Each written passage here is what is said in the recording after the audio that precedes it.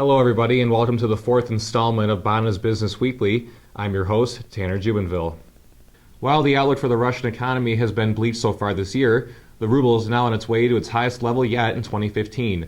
The Russian currency rose nearly 1.1% due mainly to corporate tax season and stabilized oil prices. Corporate taxes reached $9 billion in Russia as Wednesday was the deadline for filing. Well, there's several rumors flying around Wall Street about Verizon possibly selling $10 billion worth of landline assets. The communications giant is said to have been in talks with Frontier Communications about the sale. So far, there's been no official word about it, but Verizon is said to be selling the landline assets in order to pay for new airwaves it bid on recently.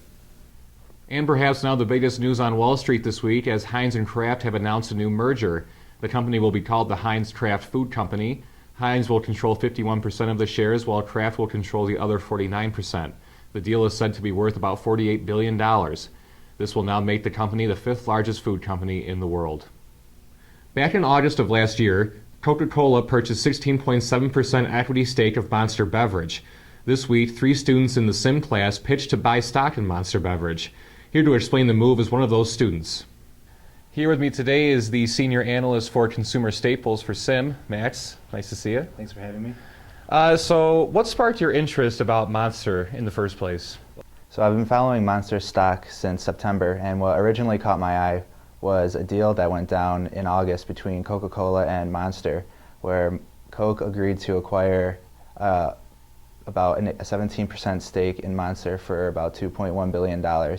And what this deal does is Monster will transfer its non-energy drink products such as Hansen sodas and their peace tea to Coke, and in exchange Coke will give Monster its energy drinks such as NOS and Full Throttle, along with full access to their bottling and distribution centers.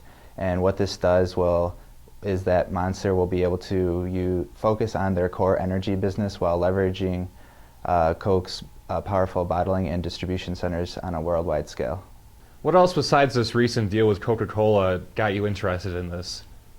So another reason why I liked Monster stock was that the energy drink industry as a whole is growing in popularity, not only in the United States but also internationally, and especially in Europe.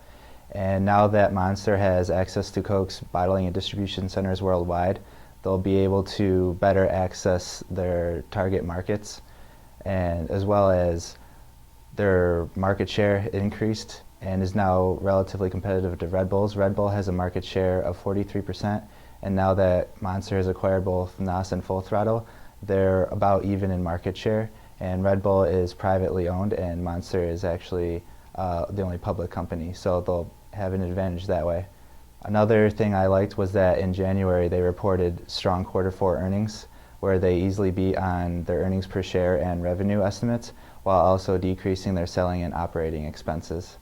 And then also about a week after we pitched the stock, BMO Capital Markets came out saying that they're increasing their price target up from $140 to $150.